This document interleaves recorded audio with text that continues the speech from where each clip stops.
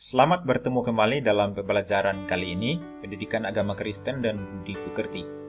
Materi yang akan kita bahas pada kali ini yaitu rupa-rupa peran Roh Kudus. Yang menjadi bahan referensi Alkitab terambil dari Keluaran pasal 31 ayat 3 dan Kisah Para Rasul pasal 1 ayat yang ke-8. Sebelum kita melanjutkan, mari kita berdoa terlebih dahulu. Tuhan Yesus, kami akan memulai pembelajaran kami hari ini. Tolonglah kami Tuhan, supaya kami mengerti kehendak-Mu. Dalam nama Tuhan Yesus, kami berdoa dan mengucap syukur. Amin.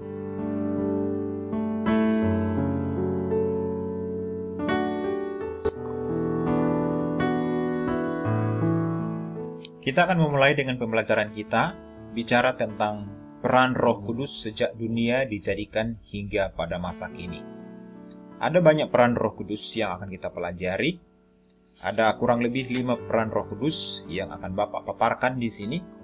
Yang pertama, menciptakan. Yang kedua, menjadi sumber kekuatan. Yang ketiga, memberi ilham. Yang keempat, mendampingi kehidupan kita. Dan yang kelima adalah menopang kehidupan orang beriman. Kita akan melihat satu persatu. Peran Roh Kudus yang pertama yaitu dalam penciptaan atau dalam menciptakan. Dalam Kejadian pasal 1 menjelaskan peran Roh Kudus yang adalah Allah sendiri dalam menciptakan langit, bumi, dan segala isinya. Roh Kudus yang adalah Allah sendiri menciptakan segala sesuatu termasuk manusia. Roh yang dalam bahasa Ibrani ruach atau nafas, angin, telah memberikan kehidupan pada manusia sehingga tanpa pekerjaan Roh Kudus manusia tidak akan memperoleh kehidupan. Yang kedua adalah menjadi sumber kekuatan. Kalian masih ingat dengan cerita Simson? Dia adalah salah satu hakim Israel yang sangat kuat. Alkitab menceritakan secara detail bagaimana Simson mampu mengalahkan seekor singa tanpa senjata. Hakim-Hakim 14 ayat 6 menjelaskan bahwa Roh Tuhan berkuasa atas Simson sehingga ia memiliki kekuatan untuk mengalahkan singa tersebut. Roh Kudus juga pasti menjadi sumber kekuatan bagi anak-anak Tuhan yang mau dipakai oleh Tuhan menjadi alatnya.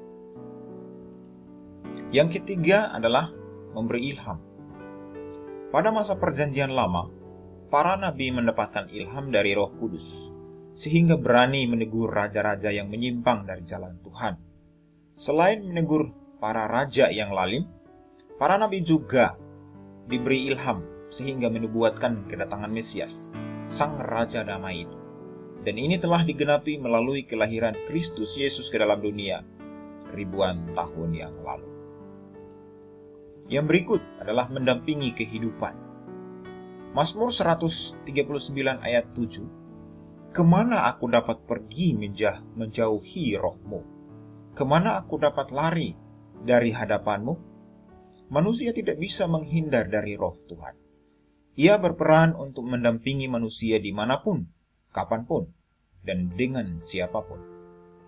Ia akan menegur kita bila salah jalan. Ia akan menghimbau agar kita bertobat dan kembali kepada jalan Tuhan. Karena itu jangan keraskan hati jika Roh Kudus mengingatkanmu. Tanggapilah panggilannya. Yang berikut adalah Roh Kudus menopang kehidupan orang beriman. Sebelum Tuhan Yesus terangkat ke surga, ia berjanji kepada para murid bahwa ia pergi supaya Roh penolong diutus kepada para murid. Roh yang sama juga yang akan menopang kehidupan kita sekarang ini dan seterusnya. Roh itulah yang menopang kita untuk tetap beriman kepada Tuhan, apapun kondisi kita. Penjelasan teks Alkitab tentang Keluaran 31 ayat 3, dan telah kupenuhi dia dengan keahlian dan pengertian dalam segala macam pekerjaan. Konteks ayat di atas adalah ketika Allah membebaskan umat Israel dari perbudakan di Mesir. Dalam perjalanan itu, Tuhan menetapkan aturan untuk ditaati. Walaupun kadangkala mereka tidak taat. Ketika bersungut karena kelaparan, Allah memberikan mana dari surga.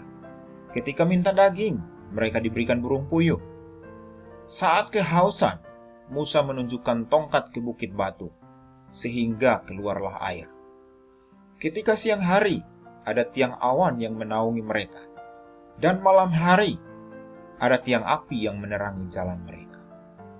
Tuhan Allah bahkan memberikan roh-Nya kepada beberapa orang dari mereka untuk dapat melakukan segala macam pekerjaan dan untuk melayani.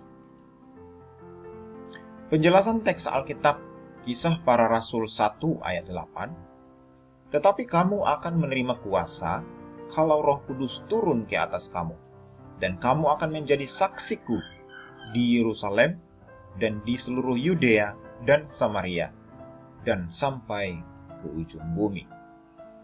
Kisah 1 menceritakan tentang janji Tuhan Yesus sebelum Ia terangkat ke surga. Saat itu para murid ketakutan, namun Yesus meyakinkan mereka bahwa mereka akan menerima kuasa Roh Kudus, yaitu Roh Allah sendiri. Dengan demikian, mereka berani untuk bersaksi bagi Kristus, mulai dari Yerusalem, Yudea, Samaria, bahkan sampai ke ujung bumi.